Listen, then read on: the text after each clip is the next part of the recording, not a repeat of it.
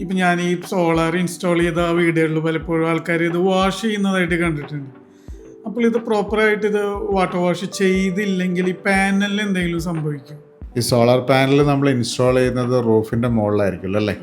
So നമ്മുടെ അറ്റ്മോസ്ഫിയറിൽ ഇപ്പോൾ നമുക്കറിയാമല്ലോ, കേരളത്തിലൊക്കെ അറ്റ്മോസ്ഫിയറിൽ നല്ല ഡസ്റ്റ് ഉണ്ട് അല്ലേ. നമുക്ക് പെട്ടെന്ന് നോക്കിയാൽ അറിയില്ല. നമ്മളിപ്പോൾ ഒരു 2 ദിവസം ഒരു വണ്ടി പുറത്ത് വെറുതെ ഇട്ട് കഴിഞ്ഞാൽ നമ്മൾ ആ ഡസ്റ്റ് നമുക്ക് പെട്ടെന്ന് നോക്കിയാൽ മനസ്സിലാവുന്നതല്ലേ. അപ്പോൾ ഇതേപോലെ തന്നെ പാനലിൻ്റെ മുകളിലും ഈ ഡസ്റ്റ് വന്ന് മൂടുന്നുണ്ടാവും. ഈ ഡസ്റ്റ് വന്ന് മൂടുന്നത് നമ്മൾ ശരിക്കും ഒരു 3 മാസമോ 4 മാസമോ കൂടുമ്പം ശരിക്കും പ്രഷർ പമ്പ് വെച്ച് തന്നെ വാഷ് ചെയ്ത് കളയണം.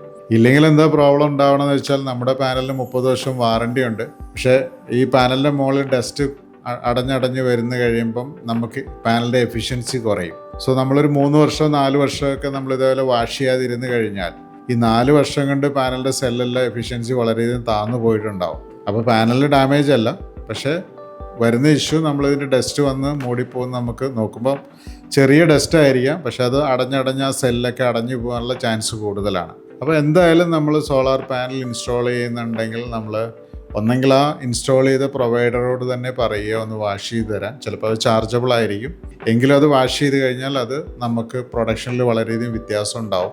ഒരു കിലോ വാട്ടിന് ഒരു ആവറേജ് ഒരു ദിവസത്തിൽ 1 യൂണിറ്റ് വെച്ച് കുറവ് വന്നാൽ, സോ നമ്മുടെ സൈറ്റിൽ ചെയ്തിരിക്കുന്ന ഒരു 10 കിലോ വാട്ടാണ് ഒരു ദിവസം നമ്മുടെ എനർജി ഒരു 10 യൂണിറ്റോളം നമുക്ക് നഷ്ടം വരും.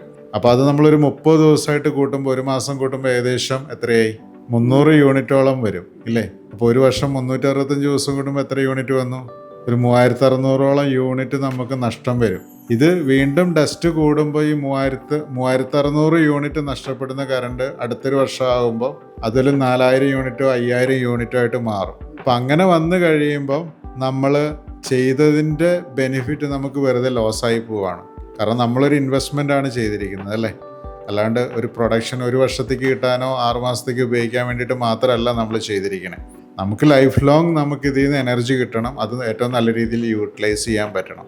അപ്പോൾ അതിനുവേണ്ടി നമ്മൾ എന്തായാലും വാട്ടർ വാഷും കൂടെ കൺസിഡർ ചെയ്ത് തന്നെ ചെയ്യുക.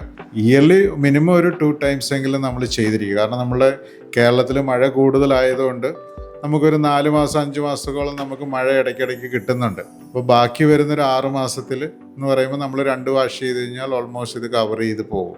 അപ്പോൾ നമ്മളത് ചെയ്യുക. ഇന്ന് നമുക്ക് അതിന് വേണ്ടിയുള്ള പുതിയ ടെക്നോളജിയൊക്കെ അവൈലബിൾ ആണ്. സോ ഓട്ടോമാറ്റിക്കലി വാഷ് ചെയ്യാനുള്ള വാഷിംഗ് സൊല്യൂഷൻസൊക്കെ നമ്മൾ പല സൈറ്റുകളിലും ചെയ്യാറുണ്ട്. അപ്പോൾ ഒരാൾ കയറി മുകളിൽ വാഷ് ചെയ്യേണ്ട ആവശ്യമില്ല. ഓട്ടോമാറ്റിക്കലി ഇന്ന ടൈം ആയി കഴിയുമ്പോൾ ഓട്ടോമാറ്റിക്കലി ആ പാനലിൻ്റെ സൈഡിൽ നിന്ന് തന്നെ വെള്ളം വന്ന് വാഷ് ചെയ്തോളും. അപ്പോൾ പാനലിൻ്റെ മുകളിലുള്ള ഡസ്റ്റ് എല്ലാം ഓട്ടോമാറ്റിക്കലി ക്ലീൻ ചെയ്ത് പോകും. അങ്ങനെ നമുക്ക് ചെയ്യാൻ പറ്റും. അത് ക്ലയൻറ്റിൻ്റെ അഫോർഡബിലിറ്റിയും ക്ലയൻറ്റിൻ്റെ നീഡുമാണ് പ്രധാനപ്പെട്ട കാര്യം.